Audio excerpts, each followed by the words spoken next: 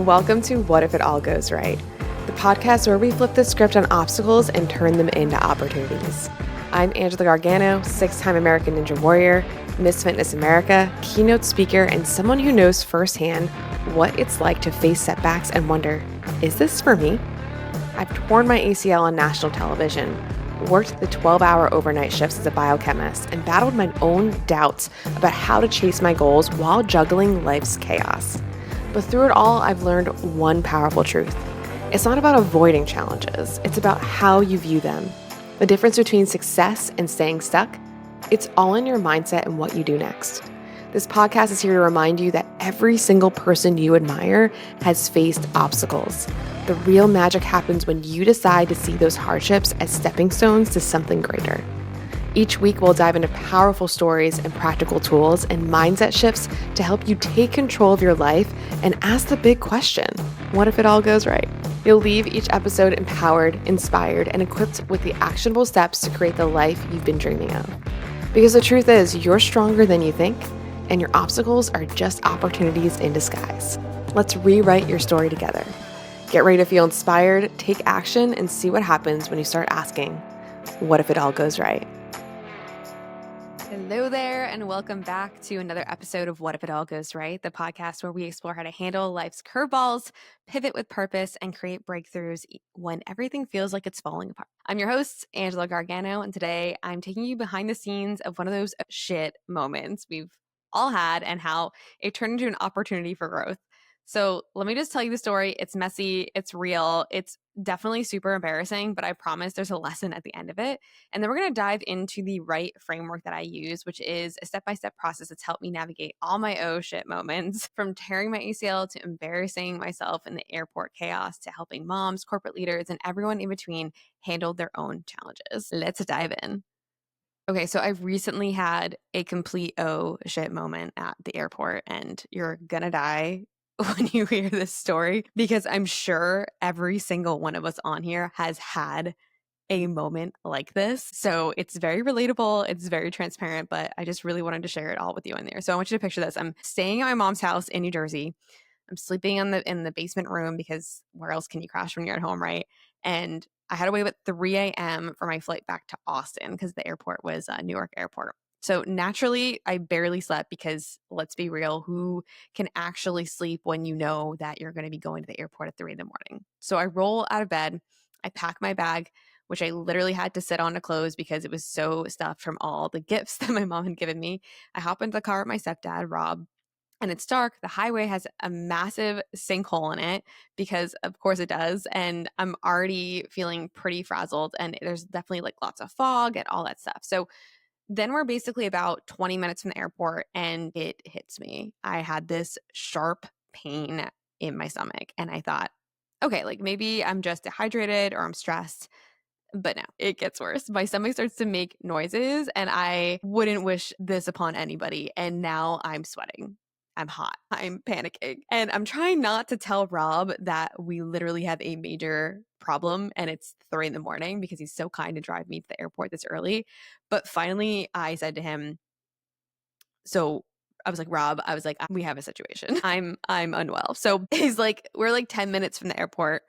Nothing is open, no rest stops in sight, and I'm literally clenching my butt cheeks together and every muscle in my body.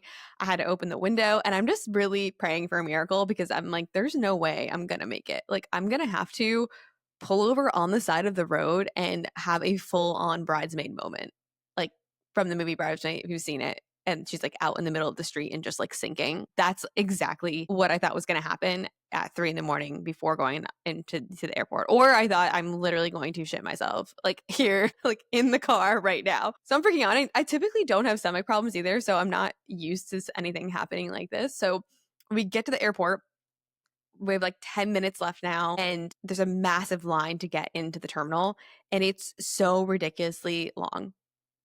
And I'm like, no, this can't happen. So I look out to the right of me and I see another terminal. And mind you, we're on like a second level piece, right? So if you look down, you can see the other terminal. There's like a big kind of barrier blocking it. And I see through the window a bathroom. I see it.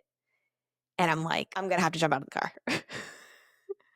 and we're going to need to figure out the rest of this later. So Rob was like, how am I going to find you? Like, what are we going to do? I'm like, I don't know. We're just going to have to figure it out because I cannot hold this any longer. I'm freaking out. So I get out of this car. There's cars everywhere. I'm jumping through these different cars. I jump over a barrier, seriously, and I run into this bathroom and, finally, I sprint there and the crisis is averted, right? I finally get relief. I finally feel better. I'm sitting there just almost in tears, like, what are we going to do? And all my stuff, my bags, my purse, everything is in the car with my stepdad. So I'm now going to have to figure out how I'm going to get back to him to get all my bags and then continue to go through the airport. So now I have to jump on a tram because this airport, you can't just like walk to the next terminal. So I get on this tram car and I realize like halfway through that I'm going the wrong direction. So now I'm messaging Rob, we're calling each other.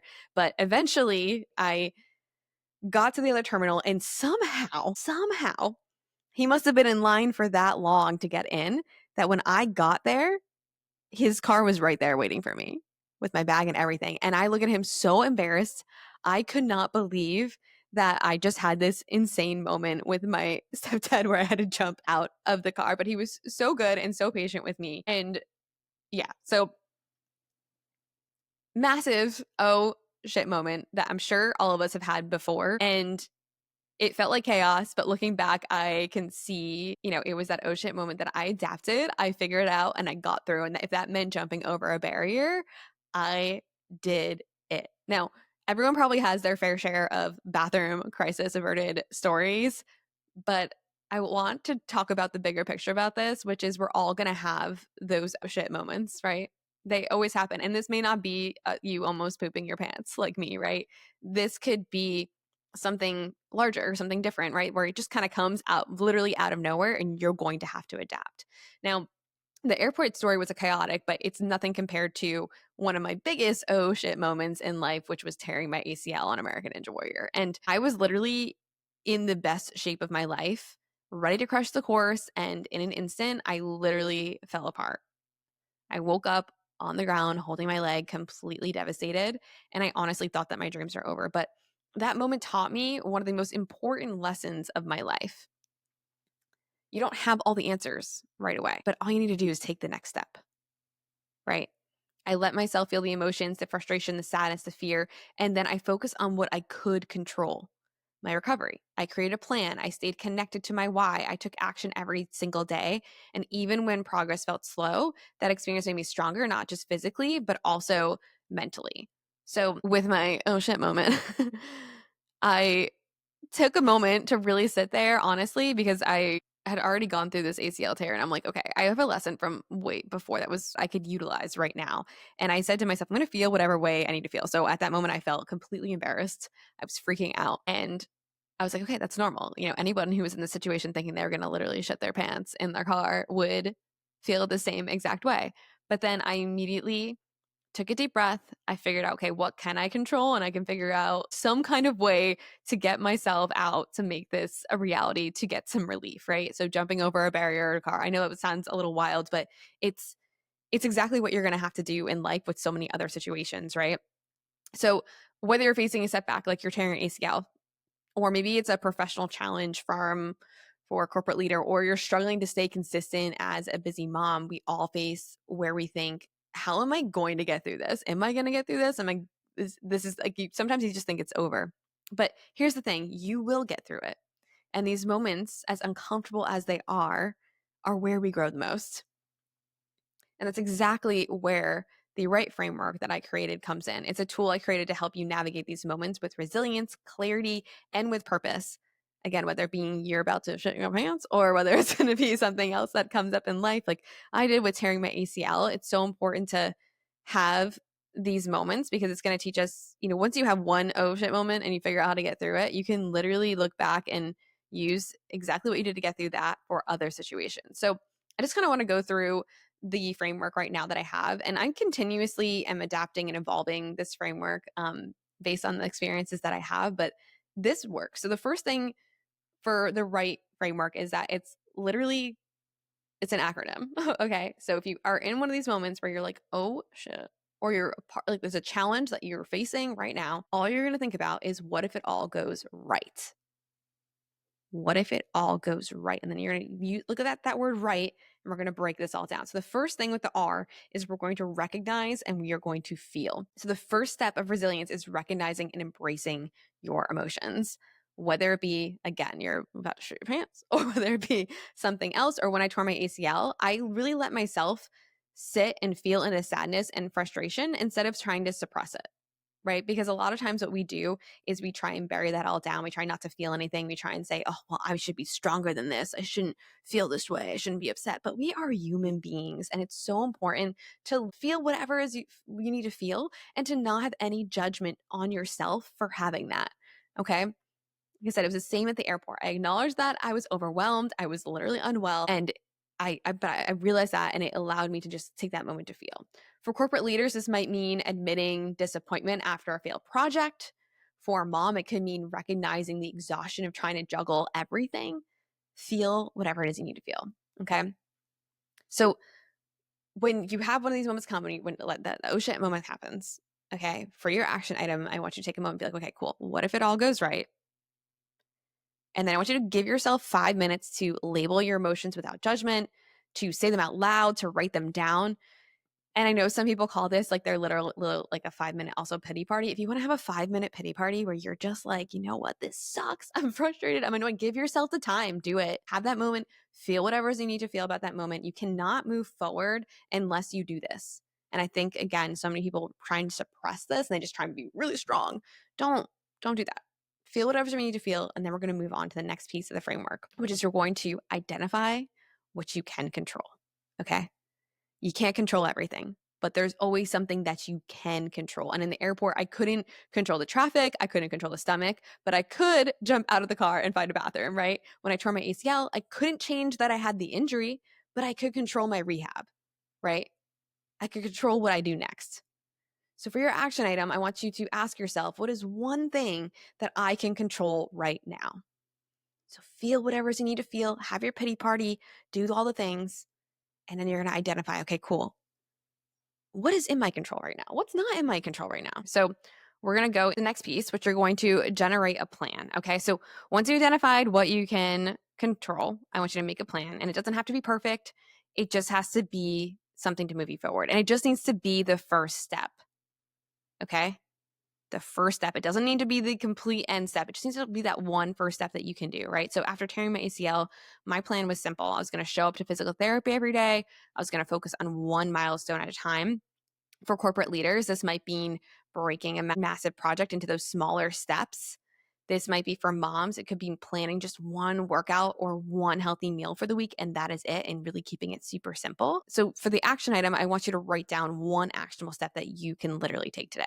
Just one. Okay. Doesn't have to be the whole plan, doesn't have to be the whole thing, but just even if it's just one, just sit down and just write out what's that one actionable step that you can take. For the H, I want you to hold on to your why, right? Why are you doing this? What is your end goal, right? When I was rehabbing my ACL, my why was getting back on an American Ninja Warrior course. In the airport, it was just getting home to my Pepper girl, to my little doggy over here who also just had her oh shit moment. For you, your why might be creating a better future for your team, being there for your kids, or building confidence to chase your goal.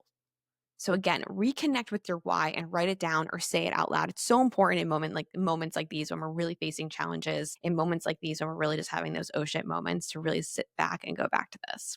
And finally, R.T. You got to take action and trust the process, okay? Execution is key.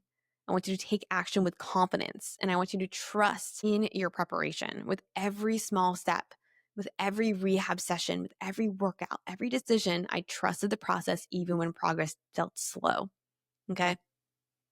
Take one decisive action today, no matter how small, and celebrate it as a win. We're all, at the end of the day, even in the midst of all these challenges and going through the process, we're just doing the best that we can, right? Remind yourself of that. So here's the truth. Life's oh shit moments are literally inevitable, but they're also where we grow, we adapt, and we prove to ourselves just how strong we are. So the next time you're faced with one of these, I want you to remember the right framework. I want you to ask yourself, what if it all goes right? recognize and feel, identify what you can control, generate a plan, hold on to your why, and take action while trusting the process. So, quick episode today in the middle of my taking care of my pepper over here, but thank you so much for joining me in this episode of What If It All Goes Right. If this episode resonates with you, I want you to share it with someone who needs a reminder that you can handle those oh shit moments. And as always, keep asking yourself, what if it all goes right? What if it's already going right?